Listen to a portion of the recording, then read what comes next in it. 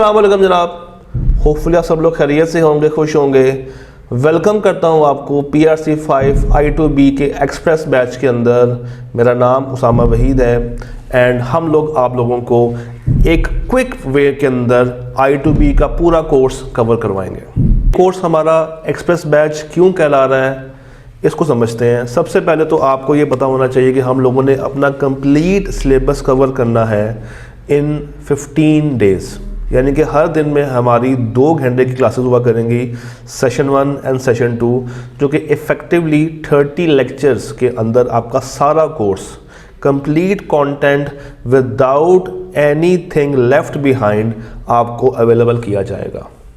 और ना सिर्फ कंप्लीट कंटेंट बस के इसके अलावा हम लोग क्या करेंगे, talking about I2B and POE, हम लोग ये करेंगे कि अलग से इसके MCQs को रिकॉर्ड करवा के भी आप तक अवेलेबल कर देंगे, ताकि कंटेंट भी आपके पास आ जाए इन द 30 क्लासेस। और जिसने प्रैक्टिस करनी है ज़्यादा, जिसने MCQs की वीडियोस अलग से देखनी है, तो वो अलग से उनको वॉच भी कर सके। और इसके साथ साथ हमारे होंगे चैप्टर वाइज टेस्ट्स, मिड्स और मॉक्स, जस्ट लाइक हम लोग अपनी नॉर्मल क्लासेस के अंदर करते हैं। तो उसका भी स्केड्यूल आपसे ग्रुप के अंदर शेयर कर दिया जाएगा।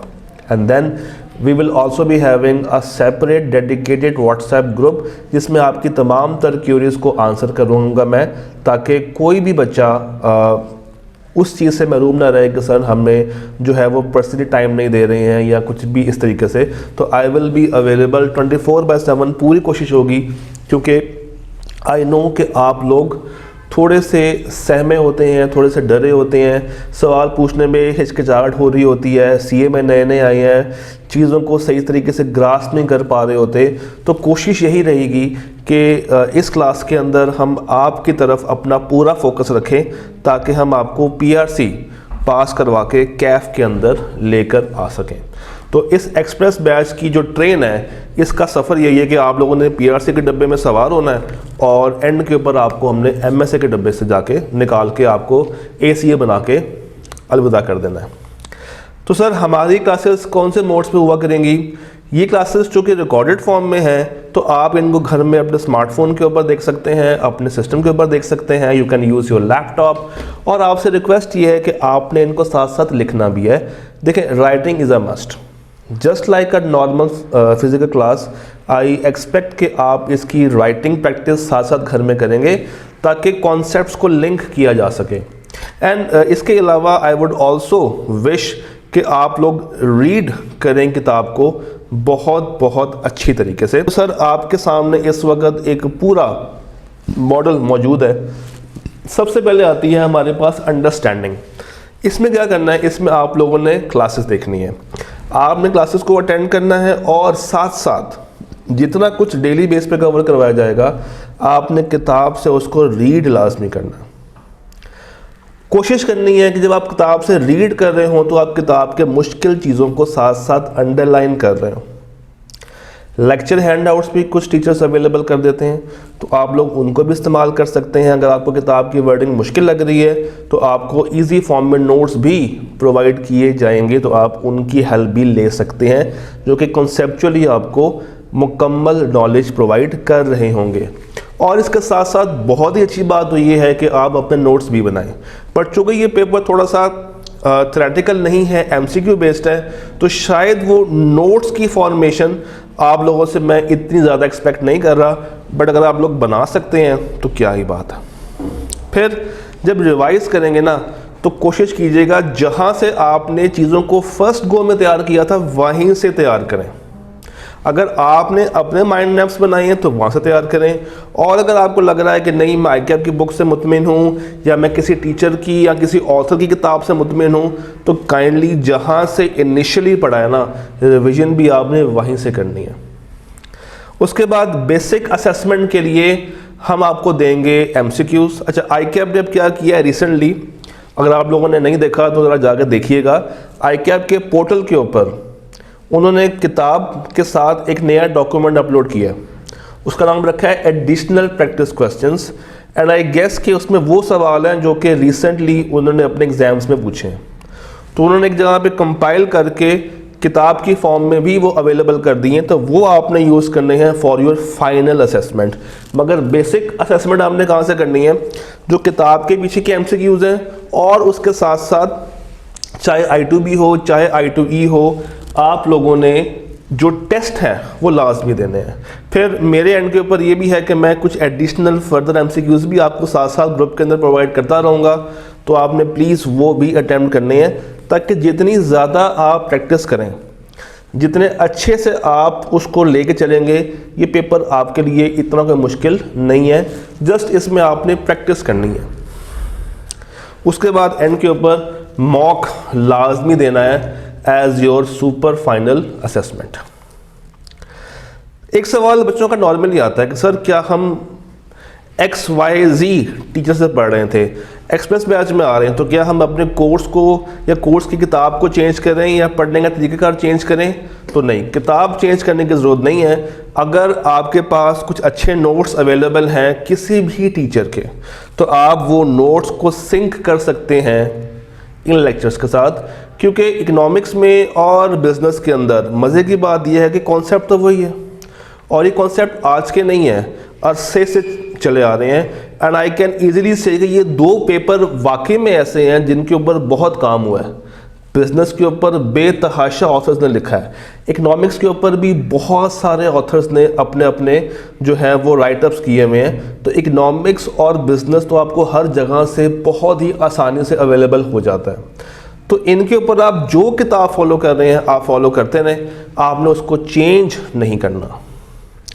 हमारा पेपर पैटर्न क्या होता है, 100% ऑब्जेक्टिव टाइप क्वेश्चंस आते हैं, 100%, और मोस्टली ये क्या होते हैं in the form of MCQs। जी, तो I2B की ग्रेड्स कौन कौन सी हैं देख लेते हैं। ICAP ने क्या किया है, पूरे सिलेबस को 4 हिस्सों में डिवाइड कर दिया, grade A, grade B, grade C और ग्रेड D।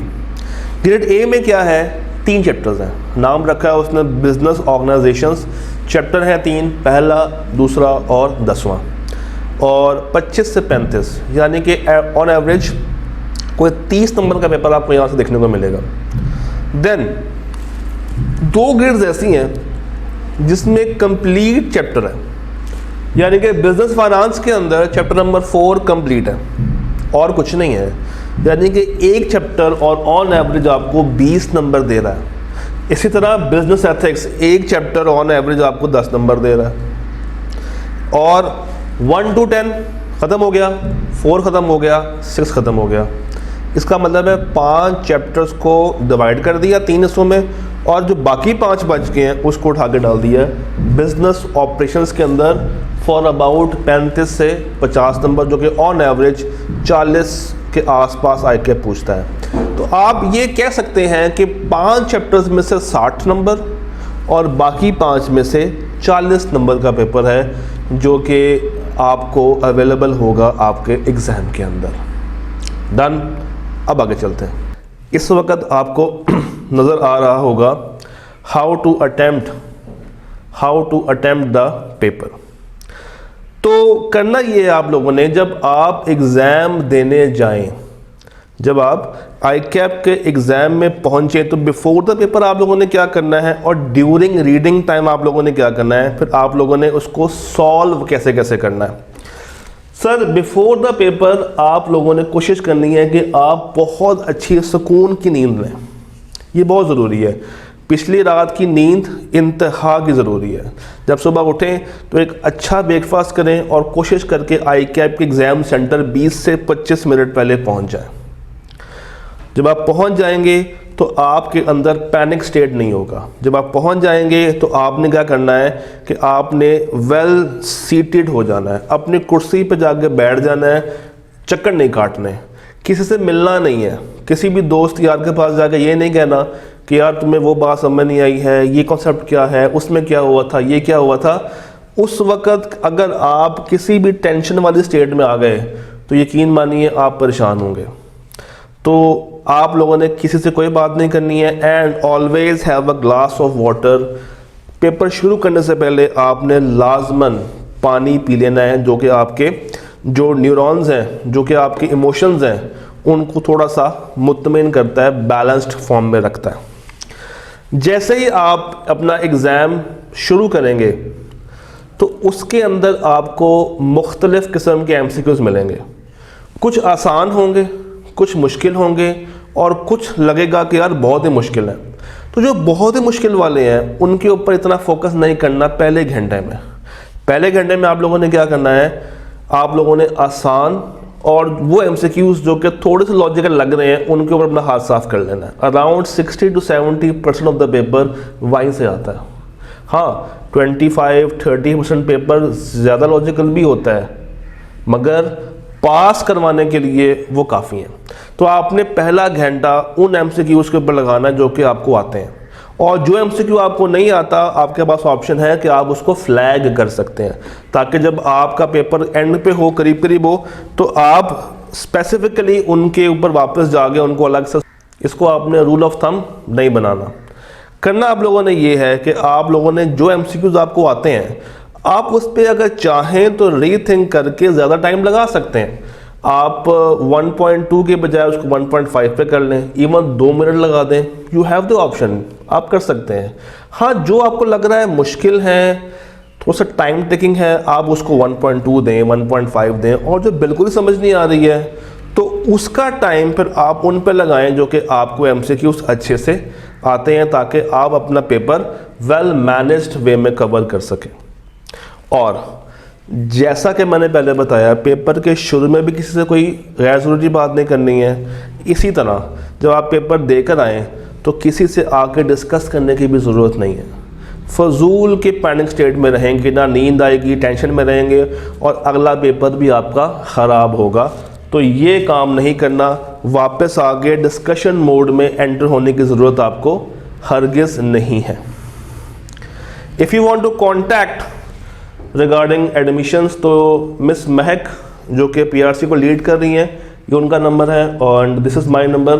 आप दोनों में से किसी भी नंबर पर रब्ता करके अपनी एनरोलमेंट करवा सकते हैं। कुछ बेसिक इंट्रोडक्शन मैं अपना भी आपको देता चलूँ। मेरा नाम उसामा वहीद है, that's my mobile number over there 030000676262, sheikhusamawahid@gmail.com, without any numerics, without any symbol, ये ईमेल ID है। इसके ऊपर आप रब्ता करके अपना कोई भी सवाल हो, कोई भी मसला हो, चाहे वो PRC लेवल का हो, CAF लेवल का हो, CFAP लेवल का हो, आप मुझसे पूछ सकते हैं। Currently I am a full time teacher and serving as a vice principal of CA final compendium, SPI CA final compendium, and इसके साथ साथ मैं टेस्ट सेशंस को लीड कर रहा हूँ। तो मुख्तलिफ रोल्स के अंदर मैं आपको मिलूँगा। एंड जो सब्जेक्ट्स मैं पढ़ा रहा हूँ CAF लेवल के ऊपर, that are CAF 4, CAF 7, CAF 8 यानी कि B law, C law audit, और उसके अलावा PRC के अंदर PRC 3 and PRC 5 for CFAP 3 and CFAP 6। तो ये कुछ ब्रीफ सा इंट्रो है रिगार्डिंग मी, जो कि शायद आपको थोड़ा सा मोटिवेट करेगा कि भाई हम लोगों ने पढ़ना है और अच्छे हाथों से पढ़ना है। डन हो गया। So that was the overall orientation जो कि अभी हम लोगों ने आपके साथ की है, एंड आई होप कि आपको मेरी सारी बातें समझ आई होंगी। Let's meet in class and let's study hopefully. अल्लाह हाफिज़।